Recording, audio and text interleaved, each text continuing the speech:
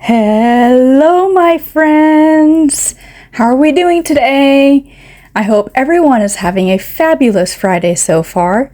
My name is McCry Stuhlin, and welcome back to another fun-filled episode of Everything Freaky and Full of Mystery. Here, we tell stories under topics of the supernatural, downright shocking, and uncomfortably cringy, while I work on a current project from Native Crow Taxidermy and Oddities, LLC. Here are a few places you could find me, like me, share me, and subscribe to my channel to keep up with new projects and posts weekly. So today we will be working on this taxidermy possum. I already have it started. I tanned it and stuffed it with its form here. I'm going with kind of the surrealism look. I'm really into doing that right now. So what we're going to do is a geode effect with a mossy bed on its back here, and then also put some exposed bones and vertebrae in there to make it look like it's kind of bursting open with nature growing inside of it. So that's what we're going to be working on today. And today's topic is another creepy, crawly, parasitic, nasty, of uncomfortably cringy. So I hope you guys enjoyed today's video. Alright, let's get to it. Parasites are found everywhere. Without even knowing it, you can be infected with a dangerous little creature very quickly. Most parasites find their way into your body through ingestion. Some find their way through your eyes, nose, and cuts on your skin, but the majority go through the host's mouth. Today's nasty little parasite is one of those, an oral infector. Many people have this nature to help small, defenseless creatures in need, whether it be domestic strays or wildlife animals. I'm even one of those people myself. But what not many consider is what these cute little creatures could be carrying with them. Some carry diseases, viruses, and even parasites. Today's parasite's primary host is a super cute and curious little creature. One I know many people adore and save as they try to help orphaned wildlife. This super cute critter is a raccoon. I myself have known many people who have rescued baby raccoons and tried the wildlife rehabilitation life. But in most cases, people only think they need to clean the animal and feed it. They don't think to treat it for worms or do any testing like you would a cat or a dog. But in all reality, you should take those extra steps and precautions. These animals are fully capable of carrying dangerous worms and diseases and transmitting them to humans. I've seen many people bond with raccoons and kiss on them, cuddle them, and treat them like domestic bred pets. But what they don't realize is just how easy it is to become infected. Raccoons possess a parasite that is dangerous and could even be deadly to humans. This little parasite can enter your body in the absolute most discreet way. Imagine this. Let's say a woman named Nancy has rescued some baby raccoons. She feeds them every day with a bottle and formula. She cleans their enclosure every day, as well as gives them a good wipe down. But a wipe down doesn't remove everything that may be embedded in their fur. She checks in on them and decides to pick one up for cuddles.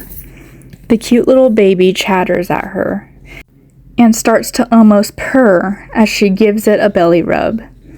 Then she puts it back and thinks I didn't get my hands too dirty. That raccoon is still clean from earlier. She wipes her hands along her pants and calls it good. Some time passes, and she no longer has the thought of handling the raccoon on her mind. Feeling a little hungry, she grabs a bag of chips to snack on. Reaching into the bag with her unclean fingers was all it took. That chip placed in her mouth possessed microscopic parasitic eggs that she was completely unaware of. It was that quick, that easy. Within her, the eggs will hatch into larvae, and they will navigate their way in her body in ways that will cause her great damage. Because this parasite is known as the raccoon roundworm, or the Balasascaris procyon. Raccoons are known as the primary host of this parasite, so that is where it gets its name from. In raccoons, this parasite inhabits the intestines. It doesn't affect that raccoon in any way. They will show no clinical signs of illness, but what they do is shed millions of eggs in their feces regularly. These eggs are microscopic and can attach to surfaces very easily. With this comes the risk of infecting other animals and humans. Immediate eggs found in feces typically aren't infected. These eggs become infectious after 2 to 4 weeks of sitting in the dirt and or the environment.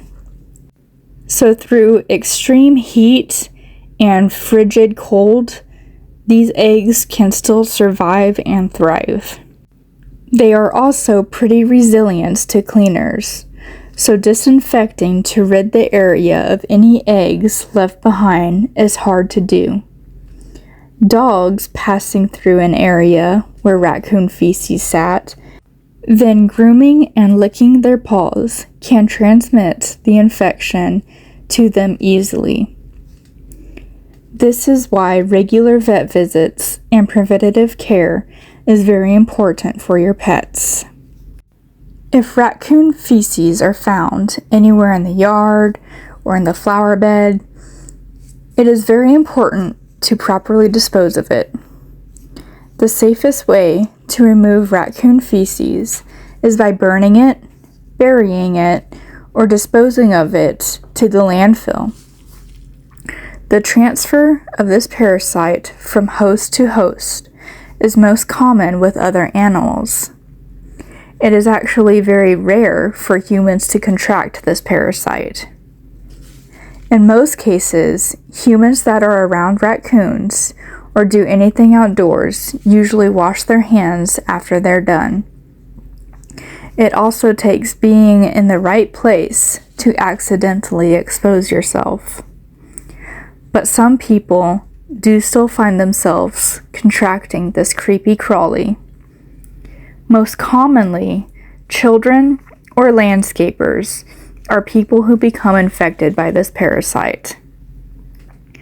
Because they spend a lot of time in the dirt, they can find themselves touching the wrong thing, and somewhere through the day, they touch their mouths or eat something without the thought of washing their hands first. There are also certain volunteer jobs that can be exposing to wildlife and threats they bring. The parasite awareness is taught and preached when attending classes to become wildlife rehabilitators, as it is also a risk for individuals who directly have regular contact with these animals. Because of the terrifying threat of this little parasite, many wildlife rehabilitators turn down raccoons. In a raccoon's body, the parasite stays in the intestines. In the human body, it does so much more. When ingested by a human, after the eggs hatch, they find themselves in the body they don't know how to navigate. Because of this, they move in a direction that becomes a dangerous threat.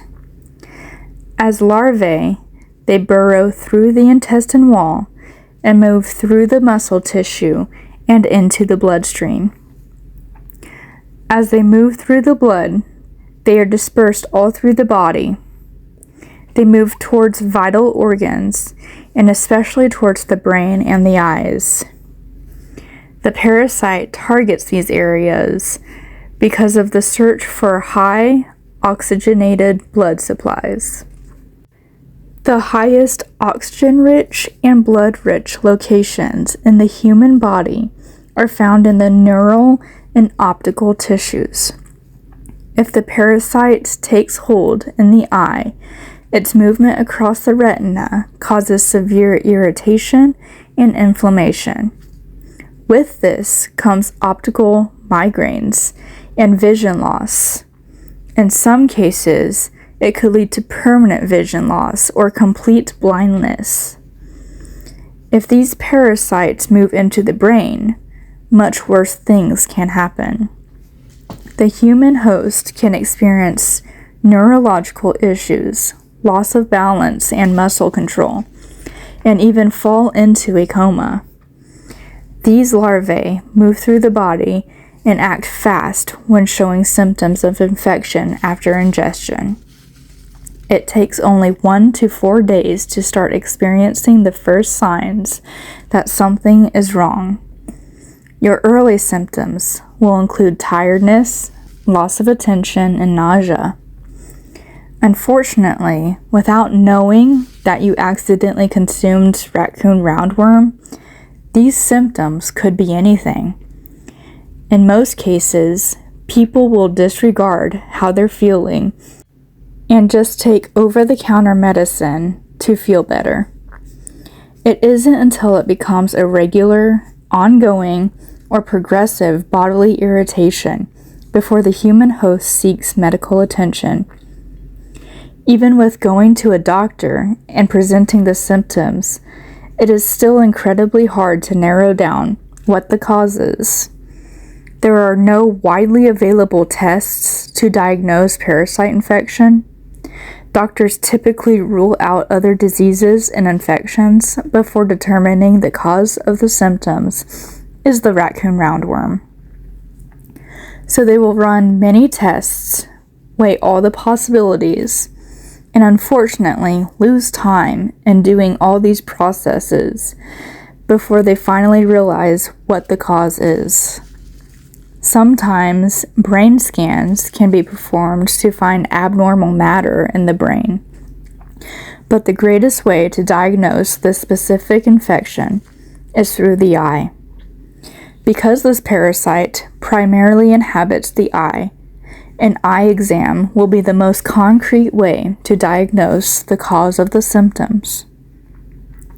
It will be in either seeing the larvae moving across the retina or seeing the damage left on the eye's surface from the larvae. After finding the cause, treatment will be the next step. Removal is not an option. The closest thing we could do to combat the raccoon roundworm is to, as quickly as possible, start an anti-parasitic medication as well as steroids. These medications need to be taken by mouth for 10 to 20 days. But even with starting them up and acting fast, this still won't fully rid the host of the parasite. As of right now, there is no drug that is completely effective against the raccoon roundworm. Early treatment may reduce serious damage, but once the parasite is within your body, it is there to stay. Over time, you may notice changes in your eyesight, behaviors, and strength.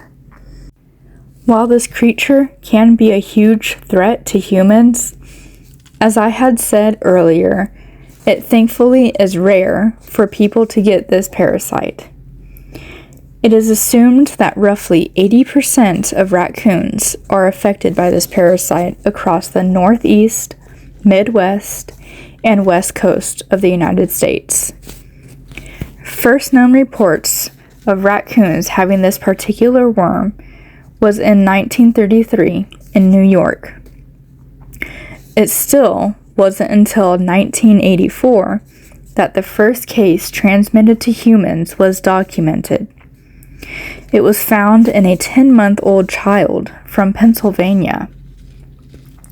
By 2003, there had been 11 other severe infections found in humans in the United States.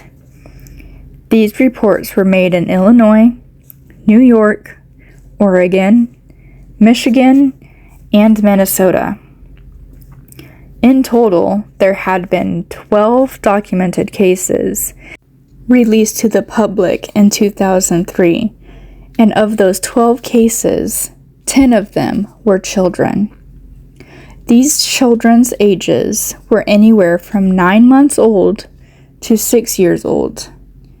Today, new numbers show there are roughly 35 officially reported cases in the United States and 60 globally.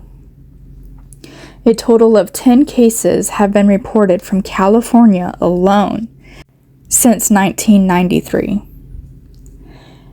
In 2024, 2 cases of raccoon roundworm infection was reported in 2 children.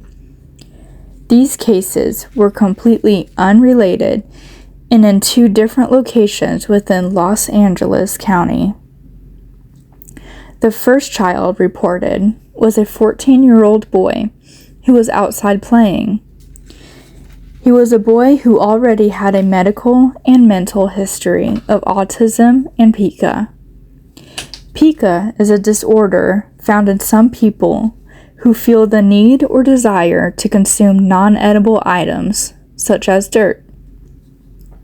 This boy was believed to have consumed some infected soil where he was playing. With him being someone who regularly saw a doctor, finding something was wrong with him moved quickly. He experienced confusion, lethargy, and an unsteady gait when he walked. After learning about his day and ruling out other possibilities, he was treated with an antiparasitic drug. He received albendazole and corticosteroids. He recovered just fine neurologically, but is still closely monitored. The other patient found to have this infection was much younger, being only 15 months old. This child had no previous health concerns. The parents of this child had many doctor's visits, trying hard to figure out what was wrong. Many tests were ran. Many questions were asked. Much time was wasted.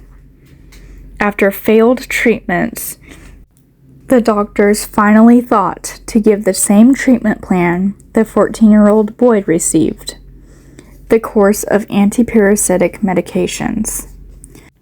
The toddler's symptoms started to get better. Unfortunately, however, with the delay in the proper diagnosis, this experience left the 15-month-old child with permanent damage. The toddler had developed severe, persistent neurological complications. It is unknown how the child was exposed and infected in the first place. An assumption could be while outside, she touched something infected by the eggs and as small children do, placed her fingers in her mouth. With this child being so young, and cases of this infection being so rare, diagnosing this was hard to narrow down. Something that both of the children shared with having this parasite in them was migraines and larvae in the eyes. They also had a high white blood cell count due to the infection. Aside from standard blood work tests and results found, there is no widely available tests to diagnose this kind of parasite infection. Doctors typically rule out other diseases and infections before determining the cause of symptoms is a raccoon roundworm. The top most reliable way doctors diagnose raccoon roundworm infection is through an eye examination. Eye doctors will look for either the physical larvae navigating its way through the eye or look for retinal damage in the eye. MRIs or neuroimaging can show distinct white matter abnormalities in the brain, indicating that larvae have migrated neurologically. Of course, with the brain being the control center of all living animals, anytime something enters or harms the brain, it is a huge threat to the life of the animal. Because this worm can cause so much damage to the human body and the brain, something we all need to keep in mind is good hygiene. After being outside, you may never know what has come in contact with your hands, skin, and clothing. I volunteer for wildlife rehabilitation, and I've worked with raccoons directly.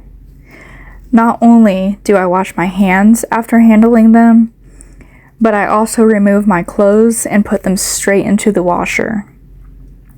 These eggs can't be seen with the naked eye, and getting infected could even be as simple as having them on the sleeve of your shirt and wiping your mouth without thinking about it.